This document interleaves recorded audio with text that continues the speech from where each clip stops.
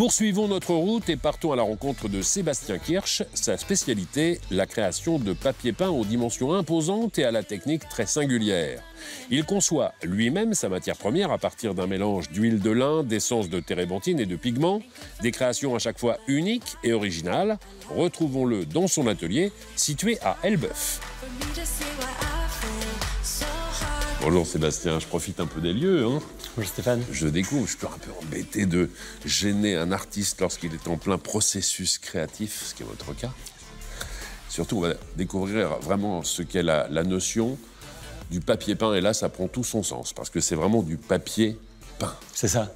On est dans un endroit qui a une histoire déjà, ce bâtiment, c'était quoi? Alors en fait, c'est une ancienne manufacture de tissus. D'accord. On a les deux chaufferies à côté qui sont encore classées. D'accord. Il faut imaginer que les machines à charbon dégageaient de la vapeur, faisaient tourner les machines aussi qui étaient répandues ici avec des courroies qui alimentaient les fileuses, les tisseuses, etc. quoi. Et l'activité s'est arrêtée il y a combien de temps ici à peu près? Alors, je ne sais pas exactement. Quelques décennies déjà. Ouais, quand même, ouais.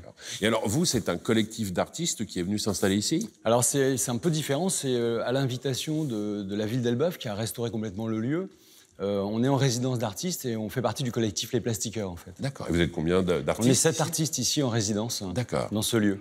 Bon, votre parcours à vous, c'est quoi? Art plastique? Art plastique, jusqu'à l'agrégation, en fait.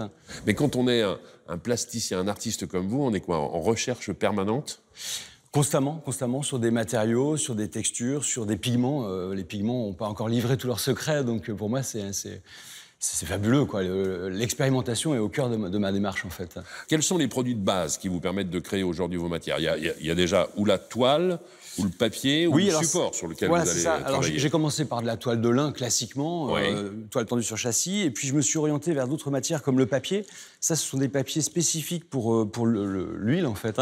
C'est-à-dire que ça ne se traverse pas, la cellulose n'est pas brûlée par l'huile. Et donc je teste l'accroche de l'huile et de ma technique de papier peint, mais sur du polypropylène, pour les transformer éventuellement en lampe, en prototype. Parce que la couleur que vous allez apporter, c'est quoi? C'est un mélange de différents types de produits. Il y a quoi? Il y a de l'huile de lin, de l'essence de térébenthine. Exactement, et ça du pigment pur. En fait, je ne pars jamais de tube tout fait. C'est un peu comme en cuisine, je préfère savoir ce qu'il y a dans ma cuisine. Vous faites votre propre couleur. Exactement, je fais ma couleur, je fais ma propre cuisine en partant des éléments de base de la peinture à l'huile, mais je sais, la charge pigmentaire, je la maîtrise. Ouais, là, on a une dissolution que moi j'appelle cellulaire. On peut avoir des dissolutions comme ça un petit peu plus racinaires, voilà, qui dégoulinent, et donc on a des motifs complètement différents qui peuvent séduire les personnes. Bah, bien sûr. Et alors justement, ces différents motifs qui apparaissent par la suite, est-ce que c'est dû à la façon dont vous allez poser la pièce pour la laisser sécher? Si elle est en verticale ou si elle est en horizontale, j'imagine que le résultat obtenu sera jamais le même, quoi. Ben c'est ça, en fait, ça dépend de comment je vais dissoudre, en fait, l'huile, puisque la peinture à l'huile, c'est une peinture grasse, donc je viens la dissoudre, en fait, je viens opérer à la térébenthine. C'est une forme de sédimentation, et je redécouvre constamment les couches antérieures.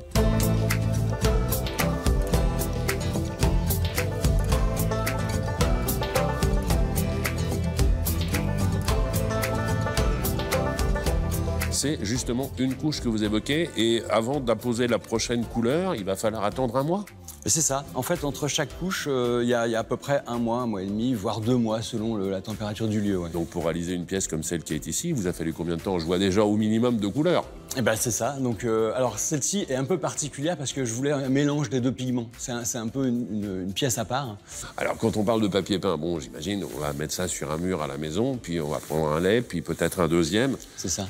Mais c'est une toile, c'est un artiste qui a réalisé ça. Moi, le jour où je pars, j'ai envie de partir avec. Comment on fait?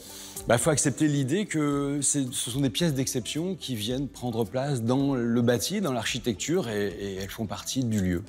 On va s'intéresser à d'autres de vos créations et aux outils que vous avez dû développer pour justement les réaliser. Parce qu'il y a une première chose, je me dis que pour faire ce que vous faites, vous êtes obligé de vous transformer en alpiniste, en équilibriste. C'est quoi ce câble? Vous avez un baudrier, vous êtes comme ça, attaché au-dessus des toiles? Non, pas du tout. En fait, j'ai fabriqué un pont roulant pour les papiers peints spécifiques. Et donc, simplement, quand je suis tout seul, je ne suis pas toujours accompagné. Donc, ça me permet vraiment de me déplacer au cœur de mes papiers peints. Et de vous mettre au-dessus? Et d'être au-dessus sans les toucher, évidemment, puisqu'ils sont tout liquides. D'accord. Alors, il y a effectivement le premier passage, la première couche, que vous me disiez, Sébastien, dans un premier temps. Et puis après, tout ce que je vois ici, bah, c'est purement de la réaction chimique. On appelle ça comment dans votre métier? C'est-à-dire que vous rajoutez quoi, des solvants, des choses comme ça? Ouais, en fait, c'est l'essence de térébenthine, voire du white spirit, avec des dissolutions plus ou moins fortes, qui vont donner des motifs différents. Ça n'a pas de nom, en fait. Si je dis dégraisser? Alors, ouais, moi, j'appelle ça des dissolutions. La Mais dissolution. c'est une forme de dégraissage, effectivement. Je vois une collection de photos qui est sur les murs là-bas. Les fonds de la photo, ce sont à chaque fois vos créations? Exactement. Alors ça, c'est un projet un peu particulier qu'on a mené avec Bruno Moret, qui est un autre artiste ici.